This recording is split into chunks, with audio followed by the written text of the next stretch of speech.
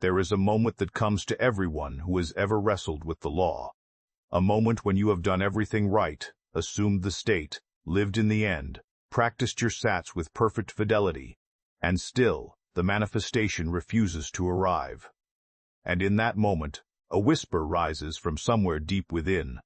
What if the very thing I'm running from is the thing blocking what I want? Neville Goddard, in a series of lectures delivered in the early 1950s, spoke of something he called the tyrant within, not the external world, not other people, but a false belief system enthroned in consciousness, ruling from the shadows, shaping every outer event without your conscious knowledge. He said that until you dethrone that tyrant, you cannot be free. You cannot manifest from freedom. You can only manifest from bondage. Carl Jung, working in an entirely different tradition, called it the shadow, the disowned, rejected parts of the self that we cast into darkness, only to find them manifesting in our relationships, our failures, our repeating patterns. Jung said the shadow does not go away when you ignore it. It gains power. It becomes autonomous. It rules you from within. What if these two men, one a mystic who spoke in the language of scripture and imagination, the other a psychologist who spoke in the language of archetypes and the unconscious, were describing the exact same mechanism? What if shadow work and Neville's revision of inner conversation are not two different practices, but two names for the same inner surgery? And what if the reason some manifestations never come is not because the law doesn't work, but because the tyrant within has never been faced? That is what we are here to explore today. Welcome to Neville Goddard Universe, where we explore the teachings of Neville Goddard not as a closed system, but as a living stream of truth that flows through the great mystical and esoteric traditions of the world. I'm your guide, and today we are walking into one of the most challenging and most transformative intersections in all of this work, the meeting place between Neville's concept of the inner tyrant and Carl Jung's shadow work. This episode is built around a real testimony, a real case study from someone who used these principles together and broke through a pattern that had been running their life for years. We're going to look at what Neville taught about the false belief system that rules from within, how Jung mapped the same territory using the language of depth psychology, and why, if you have ever felt stuck despite doing all the techniques, this may be the missing key. This is not easy work, but it is the work that sets you free. And if this kind of exploration means something to you, if you've ever sensed that there's a deeper unity beneath these different languages, then I invite you to like this video and subscribe to the channel. It keeps this work alive, and it tells me there are others walking this path. Let's begin. Neville Goddard did not speak often about the unconscious in the way a psychologist would. He did not use the language of repression or complexes or archetypes. But in a series of lectures given in the early 1950s, lectures that are less quoted than his later, more mystical teachings, he spoke with striking clarity about what he called the tyrant within. He described it this way: there is a belief system inside you, constructed over years, built from the judgments of others, the wounds of childhood, the conclusions you drew when you were too young to know better. And this belief system, once established, becomes autonomous. It begins to think for you. It begins to imagine for you. It selects what you notice, what you feel, what you assume about yourself and the world.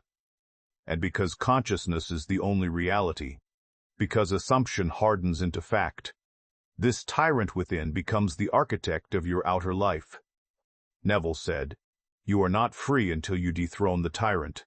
He did not mean your boss, your ex, your parents, the economy. He meant the inner ruler, the voice that says, "I am unworthy, I am unloved, I am not enough, I am always rejected, I am a failure." That voice, once believed, becomes God. And the world you experience is simply that belief pushed out. Let me ground this in something concrete, because this is not abstract philosophy. This is the very mechanism by which people sabotage their own manifestations without knowing it. Imagine someone, let's call her Rachel, who has been trying to manifest a committed, loving relationship. She has done her SATs faithfully. She has visualized the ring, the wedding, the feeling of being chosen. She has affirmed her self-concept as someone who is desired and adored. And yet, every relationship she enters follows the same arc: intensity at the beginning, withdrawal from the other person halfway through, and eventual abandonment. Every time. Rachel believes the problem is external. She's picking the wrong men. She's unlucky. The men in her city are emotionally unavailable. She needs to work on her appearance, her communication style, her boundaries. So she tries again. Same result. What Rachel does not see, what Neville would call the tyrant within, is a belief buried so deep she doesn't even recognize it as a belief anymore. She experiences it as truth. And the belief is this: if someone really knew me, they would leave. That belief was formed at age 7 when her father left the family without explanation. Her child mind, in its desperate need to make sense of chaos, concluded, "He saw who I really was, and he didn't want to stay." That conclusion became a belief. That belief became an assumption, and that assumption has been selecting and shaping every romantic relationship since. When Rachel visualizes the wedding, she is imagining from the surface of her mind. But the tyrant within, the unexamined belief, is imagining something else. It is imagining the inevitable moment of exposure and rejection. And because imagination creates reality, both images are in play. The conscious desire and the unconscious belief are in conflict. And the unconscious always wins because it is deeper. It is the foundation. Neville said it plainly: a change of circumstances is only possible after a change of inner conversation. You cannot revise the outer world without first revising the inner dialogue that is creating it. And if that inner dialogue is running on autopilot, if it is being spoken by a tyrant you have never consciously confronted, then no amount of SATs, no amount of affirmation will override it. The tyrant must be dethroned first. This is what Neville meant when he said, "The world is yourself pushed out." It is not just your conscious thoughts pushed out. It is your entire self pushed out, including the parts you do not see, the parts you have refused to see, the parts you have buried in darkness. And that is where Jung enters the picture. Carl Jung, working in early 20th century Europe, was not a mystic in the way Neville was. He was a clinician. He worked with patients who came to him with neuroses, compulsions, repeating failures, inexplicable suffering. And over decades of practice, Jung observed a pattern. The very thing a person most strongly denied in themselves was the thing that kept appearing in their external life, in their relationships, their enemies, their failures, their fears. He called this denied part the shadow. The shadow, in Jungian psychology, is not evil. It is not the dark side in some moral sense.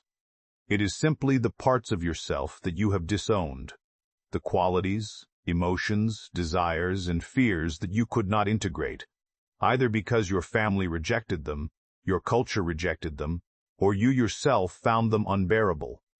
So you split them off. You pushed them into the unconscious. You said, "That is not me." But the psyche does not obey that command. What is repressed does not disappear. It becomes autonomous. It begins to operate outside your conscious control. And here is the crucial insight that brings Jung and Neville into perfect alignment. The shadow projects outward. It creates your outer world. Jung wrote, "Until you make the unconscious conscious, it will direct your life and you will call it fate." Read that again. Until you make the unconscious conscious, it will direct your life, and you will call it fate. Neville said the same thing in different words. The world is a mirror, forever reflecting what you are doing within yourself. If there is a pattern in your life that keeps repeating, the same kind of betrayal, the same kind of financial collapse, the same kind of rejection, it is not fate. It is not karma in the sense of external punishment. It is the shadow, the tyrant within, imagining from the darkness, and the world reflecting that imagination back to you. Let's return to Rachel. In Jungian terms, her shadow contains the disowned belief that she is fundamentally unlovable. But that belief is too painful to hold consciously, so it is split off, repressed. Rachel's conscious mind says, I am worthy of love. I am ready for commitment. But the shadow says, you will be abandoned. And because the shadow is part of her total self, and because consciousness, the totality of what you are assuming, conscious and unconscious, is the only reality, the shadow's assumption manifests. The men who withdraw, the relationships that collapse, the moment of abandonment that always comes. These are not external events happening to Rachel. They are internal beliefs happening through Rachel. The outer world is not the cause. It is the effect. The shadow is the cause. The tyrant within is the cause. Now, here is where the two traditions converge with breathtaking precision. Jung's method for healing the shadow is what he called active imagination, a process of dialoguing with the disowned parts of the self, bringing them into consciousness, reintegrating them. You do not fight the shadow. You do not try to destroy it. You face it. You name it. You listen to what it has been trying to tell you. And in that act of conscious recognition, it loses its autonomous power. It can no longer rule you from the dark. Neville's method for dethroning the tyrant is what he called inner conversation. He taught that you must become aware of the habitual thoughts and internal dialogues that run beneath your conscious awareness. The things you say to yourself so constantly you no longer hear them. And once you become aware of them, you revise them. You do not let them run unchallenged. You interrupt the false assumption and replace it with the truth of what you wish to be. Do you see it? Jung is saying, make the unconscious conscious. Neville is saying, revise the inner conversation. Both are pointing to the same practice. Both are saying that the source of the outer pattern is an inner assumption, and the only way to change the outer pattern is to drag that assumption into the light and transform it. This is why the thumbnail for this episode says Shadow WW, power. Not because the shadow itself is your power, but because confronting the shadow, making the unconscious conscious, dethroning the tyrant, is what gives you back your power. It is what frees you to imagine from the state you choose, rather than the state that was chosen for you decades ago. And this is not theory. This is the testimony we are about to examine. Rachel, the woman I've been describing, is not a hypothetical. She is real. And she used this exact convergence, this exact practice, to break the pattern that had ruled her life. Let me show you how. Rachel came to this work after her third major relationship ended the same way the others had. She had been working with Neville's teachings for over a year. She knew the techniques. She had manifested smaller things, a job, a free coffee, a text from a friend, but the relationship pattern would not break, and she began to suspect, rightly, that something deeper was at play. She began to practice what we might call shadow revision, a fusion of Jungian active imagination and Neville's revision technique. Here is how it works, step by step, and you can do this tonight if you sense a tyrant within you that needs to be faced. Step 1. Identify the repeating pattern. Do not look at the surface. Do not blame the people involved. Look at the structure. What is the shape of the thing that keeps happening? For Rachel, it was this: intimacy, then withdrawal, then abandonment. That was the loop. Write it down. Name it clearly. Step 2. Ask what belief would create this pattern. If the world is yourself pushed out, what inner assumption would push this outer result? This requires radical honesty. It requires you to stop defending the story that you are the victim and start asking what you might be unconsciously assuming. Rachel sat with this question for days. And finally, the belief surfaced, not as a thought, but as a felt truth. If they knew the real me, they would leave. That was the tyrant. That was the shadow. Step 3. Locate the origin without attaching to it. This is not about blaming your parents or psychoanalyzing your childhood for years. But it is useful to ask, when did this belief begin? Where did it come from? Rachel remembered her father leaving. She remembered the conclusion her 7-year-old self made, and in that act of remembering, she saw the belief not as truth, but as interpretation. A child's interpretation, one that no longer served her. Step 4. Dialogue with the shadow. This is Jung's active imagination, and it is more powerful than most people realize. Sit quietly. Close your eyes, and speak directly to the belief as if it were a person. Rachel said aloud in her empty apartment, "I see you. I know why you're here. You've been trying to protect me from being hurt again. But you are not protecting me anymore. You are creating the very thing you fear." She did not fight it. She acknowledged it. She thanked it. And then she told it, "I am taking back my power now."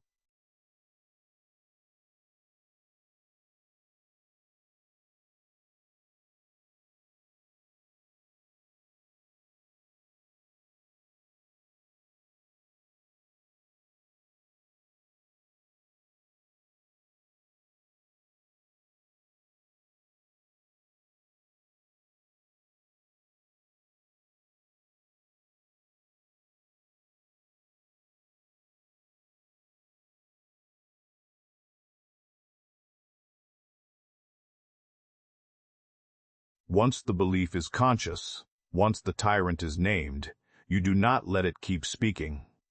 Every time Rachel noticed the old thought, "He'll leave when he really knows me," she stopped it. She did not argue with it. She simply replaced it. She said, internally with feeling, "I am fully seen and fully loved," not as an affirmation she hoped would come true, as a statement of identity, as revision of the inner conversation. Step 6. Revise the past. Neville taught that memory is not fixed. You can go back to the scene where the belief was formed and revise it. Rachel did this in SATS. She returned, in imagination, to the day her father left. But this time, she imagined him sitting with her, looking her in the eyes and saying, "This has nothing to do with you. You are lovable exactly as you are. My leaving does not change that." She felt it. She let her 7-year-old self hear it. And she revised the memory not as it happened, but as it should have been. Neville said the past is not fixed in consciousness. Revise it, and you revise the foundation of your present. Step 7.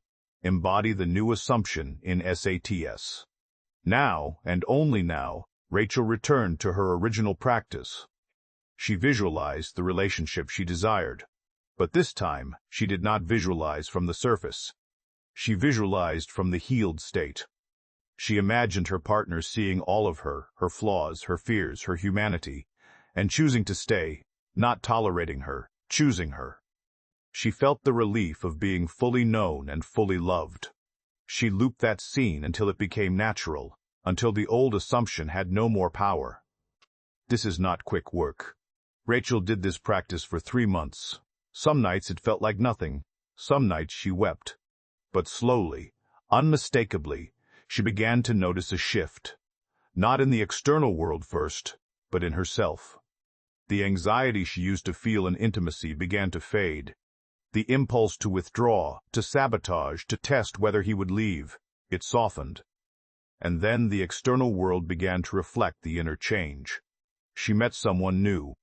And for the first time, when intimacy deepened, she did not panic. She did not run. She stayed. And so did he. That is the testimony. That is the manifestation.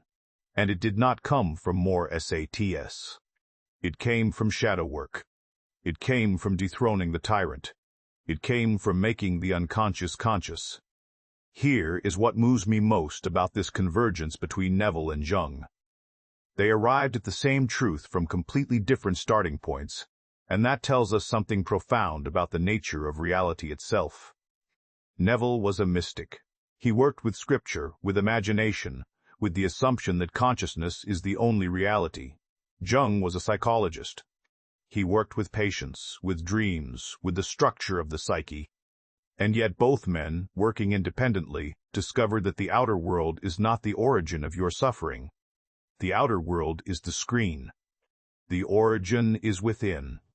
The origin is an assumption you are making, consciously or unconsciously, and that assumption is being reflected back to you as the circumstances of your life. This is not a metaphor. This is not New Age wishful thinking. This is the core teaching of every deep tradition that has ever examined the nature of consciousness. The Upanishads say, "As a man thinketh in his heart, so is he." The Dhammapada says, "All that we are is the result of what we have thought."